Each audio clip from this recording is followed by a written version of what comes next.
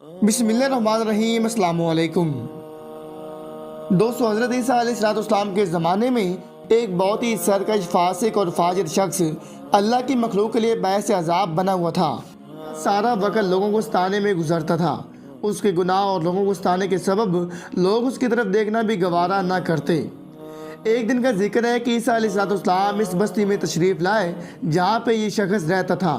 उस ज़माने के एक आबिद ने ईसा अलैहिस्सलाम को आते देखा तो अपने बाला खाने से उतरकर आप अलैहिस्सलाम के इस्तकबाल किया और अकीदत से आप अलैहिस्सलाम के कदम चूमे। वो फासिक, फाजिर और गुनाहगार शख्स ये मंजर देख रहा था। उस शख्स ने इस आबिद को हज़रत ईसा अलैहिस्सलाम के कदमों में झुके देखा तो उसके दिल में बड़ी हसरत पैदा हुई कि काश मैं भी नेकोकारों में होता, मैं भी अल्लाह के नबी के पाँव को चूमता। ये सोचते उस गुनाहगार की हालत ऐसी हो गई कि उसने रोना शुरू कर दिया और रो रो कर अपने अल्लाह से अपने गुनाहों की माफ़ी मांगने लगा। जिस वक़्त ये गुनाहगार तौबा में मसरूफ़ था, उस आबिद की नज़र इस शख्स पर पड़ी। इस आबिद ने बहुत नफ़रत और हकारत से कहा कि ये मरदूद कहाँ से आ गया है, ये तो दोज़ख का ईंधन है, इसका यहाँ क्या काम। आबिद ने उसी वक़्त दुआ मांगी कि ऐ मेरे अल्लाह, मेरा अंजाम इस मरदूद के साथ हरगिज़ ना करना। जिस वक़्त आबिद ने ये दुआ मांगी, उसी वक़्त ईसा अलैहिस्सलाम पर वही नाजिल हुई कि गुनाहगार शख्स ने हमसे अपने गुनाहों की तौबा कर ली है। उसने इस कदर गरिया जारी की है कि हमने उसे जन्नत का हकदार करार दे दिया है। और आबिद ने चूँकि ये दुआ की है कि इसका अंजाम इस गुनाहगार के साथ ना हो, इसलिए इस आबिद को दोज़ख में डाल दिया जाएगा। उस आबिद ने अपने ज़ैद और तकवा पर गरूर करके अपने सारे अमाल ज़ाया कर दिए हैं। कौम बनी इसराइल में एक आबिद था। उसने जब ये सुना करीब में ही एक दरख्त है, लोग इसकी पुरस्तिश करते हैं, आबिद को बहुत ही गुस्सा आया। उसे अपनी समझ में से अल्लाह की खुशनुदी के लिए और अपने दीन से मोहब्बत में एक कुल्हाड़ी उठाई ताकि उस दरख्त को काट कर फेंक दे। इब्लीस एक बूढ़े शख्स की शक्ल में आया और पूछा कि कहाँ जा रहे हो।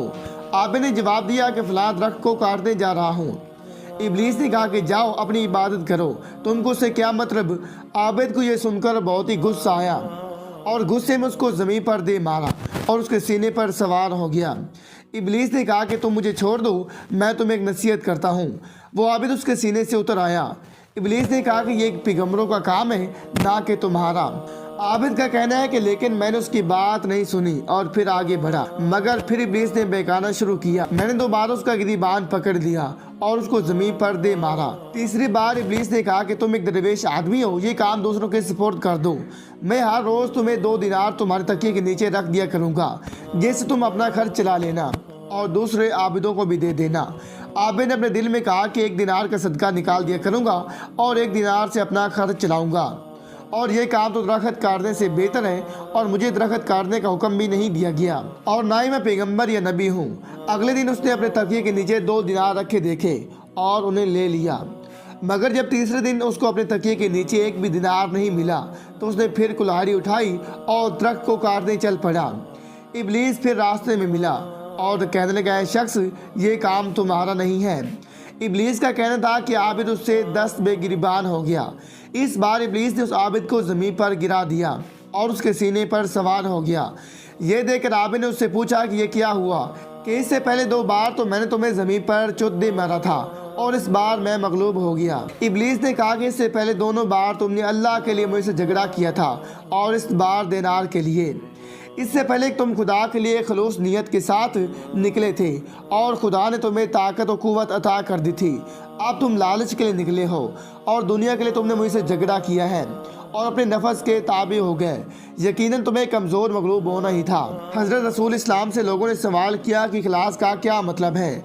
आपने इरशाद फरमाया, जब तुम ये कहते हो कि मेरा परवरदिगार खुदाए वाहिद है, तो जो काम तुम्हें अल्लाह की तरफ से सौंपा गया इसमें साबित कदम रहो।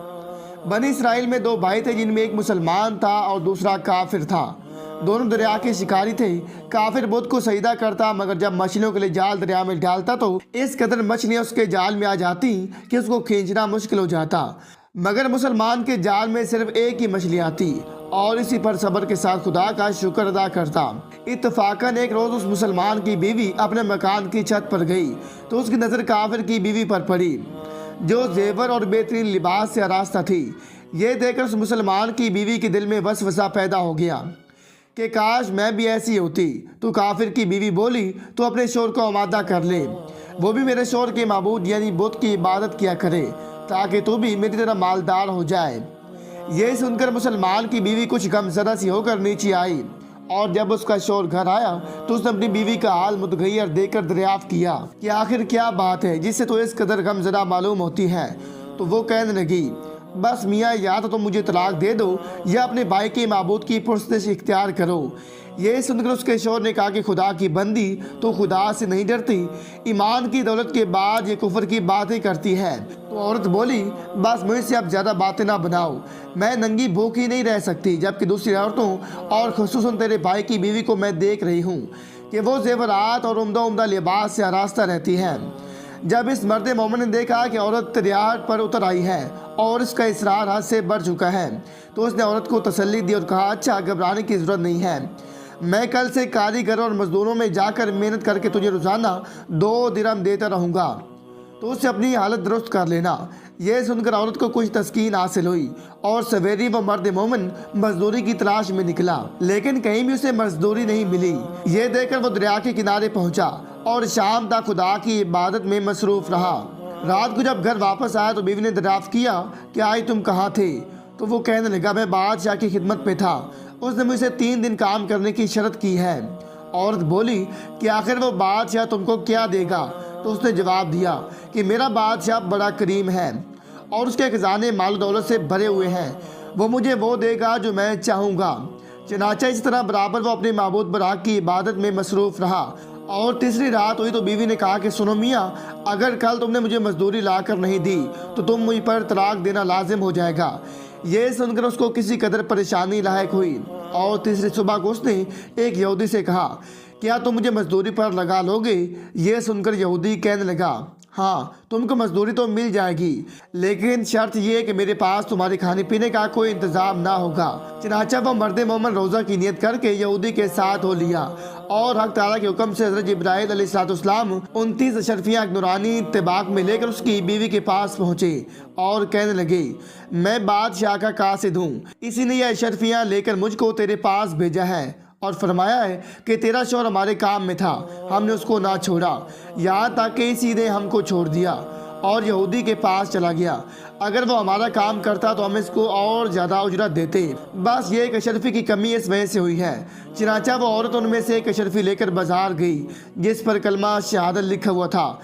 सराफ ने 1000 दिरहम उसकी कीमत औरत के हवाले कर दी और जब शाम को वो मर्द मोमिन घर वापस आया तो औरत ने उसे दरियाफ्त किया कि आज तुम कहाँ थे? उसने जवाब दिया कि आज मैं एक यहूदी के काम पर गया हुआ था। तो बीवी कहने लगी कि आखिर बादशाह की खिदमत तर्क करके तुम दूसरों की खिदमत क्यों करते हो? फिर उसको अशरफियों का वाक़या सुनाया, जिसको सुनकर वो मर्द मोमिन रोते रोते बेहोश हो गया और जब उसको होश आया तो बीवी से कहने लगा कि अफसोस मैंने बादशाह दो जहां की खिदमत का हक अपने ऊपर लाजिम ना किया।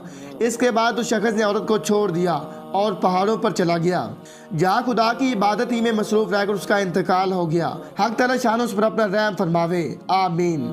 दोस्तों सच है कि खुदा के खजानों में कोई कमी नहीं है, वो बंदे को उसकी इबादत का सिला ज़रूर देता है, अगरचा बाज़ दफ़ा किसी हिकमत की बिना पर उसकी यहाँ देर हो जाती है, लेकिन बहरहाल अंधेर फिर भी नहीं, वो अपने बंदों को ज़रूर देता है। हक ताला शानो हम सबको सब्र शुक्र के साथ रहकर ज़िंदगी गुजारने की तौफीक अता फरमाए, आमीन। बनी इसराइल का एक आबिद एक गार में रहा करता था। वो सारी दुनिया से बेनियाज हर वक्त अल्लाह ताला शानों की इबादत में मशगूल रहता, जंगल के फल खाता, चश्मे से वज़ू करता, दिन को रोज़े रखता और रात के वक्त अल्लाह ताला की बारगाह में खड़ा होकर नवाफिल अदा करता। हज़रत मूसा अलैहिस्सलाम ने भी उस आबिद का चर्चा सुना तो उससे मुलाकात के लिए चल पड़े। हज़रत मूसा अलैहिस्सलाम दिन के वक्त गए तो आबिद को अल्लाह की इबादत में मशगूल पाया। अल्लाह के नबी मूसा अलैहिस्सलाम उस आबिद को रात के वक्त मिलने गए तो तब भी वो इबादत में मसरूफ़ था। तो हज़रत मूसा अलैहिस्सलाम उसके पास गए, उसे सलाम किया और उससे कहा कि अपनी जान पर कुछ नरमी इख्तियार करो। उस इबादत गुजार बंदे ने जवाब दिया कि अल्लाह के नबी, मैं हर वक्त अल्लाह की इबादत में मसरूफ़ रहना चाहता हूँ ताकि जब मौत का वक्त आए तो मैं अल्लाह की याद से गाफिल ना हूँ। तो हज़रत मूसा अलैहिस्सलाम ने शख्स से पूछा कि अल्लाह की बारगाह में जा रहा हूँ, अगर कोई हाजत है तो बताओ। عابد نے جواب دیا کہ اللہ تعالیٰ شانو سے عرض کیجیے گا کہ اللہ تعالیٰ مجھے اپنی خوشنودی عطا کرے اور میرا دل صرف اللہ تعالیٰ کی طرف راغب ہو۔ جب حضرت موسیٰ علیہ السلام کو وہ طور پر گئے، وہاں جا کر یہ بات بھول گئے تو اللہ تعالیٰ نے موسیٰ علیہ السلام سے کہا، اے موسیٰ میرے عابد کی بات بھول گئے ہو؟ تو موسیٰ علیہ السلام نے کہا، اے اللہ تو بہتر جانتا ہے۔ اس نے مجھ سے کہا کہ میں دعا کروں کہ تو اس سے راضی ہو جا اور اپنے علاوہ باقی سب کا خیال اس کے دل سے نکال دے۔ اللہ تعالیٰ نے فرمایا جس کا مفہوم ہے اسے کہنا کہ وہ جتنی چاہے عبادت کر لے، اپنے سابقہ گناہوں کی وجہ سے جہنم میں جائے گا۔ جب موسیٰ علیہ السلام نے اس عابد کو یہ کہا تو اس نے کہا کہ مجھے اللہ تعالیٰ کے یہ فیصلہ بھی منظور ہے۔ اس نے کہا کہ میں اپنے رب کے فیصلے کو دل و جان سے منظور کرتا ہوں۔ یہ کہہ کر عابد رونے لگا اور موسیٰ علیہ السلام سے کہنے لگا، مجھے اللہ کے جلال کی قسم، اگر اللہ مجھے دھدکار بھی دے تو بھی میں اسی کے دروازے پر پڑا رہوں گا، کبھی نہ اٹھوں گا۔ بے شک چاہے وہ مجھے جلا دے یا پھر میرے ٹکڑے ٹکڑے کر کے مجھے ریزہ ریزہ کر دے، میں پھر بھی اپنے رب کے دروازے سے نہیں ہٹوں گا۔ جب حضرت موسیٰ علیہ السلام دوبارہ اللہ کی بارگاہ میں گئے تو اللہ تعالیٰ کے سامنے اس عابد کا حال بیان کیا تو اللہ تعالیٰ نے کہا جس کا مفہوم ہے، میرے اس بندے سے کہہ دو کہ وہ جنت میں جائے گا، میں اس کی مغفرت فرما دوں گا کیونکہ اس نے میرے فیصلے کو دل و جان سے قبول کیا ہے۔ اللہ نے فرمایا، اب اگر اس کے گناہ زمین اور آسمان کے درمیان جگہ کو بھی بھر دیں تو بھی میں اس کی بخشش کروں گا۔ جب حضرت موسیٰ علیہ السلام نے عابد کو یہ خوشخبری سنائی تو عابد اللہ کی حمد و ثنا کرتا ہوا سجدے میں گر پڑا اور سجدے کی حالت میں اس کی جان نکل گئی۔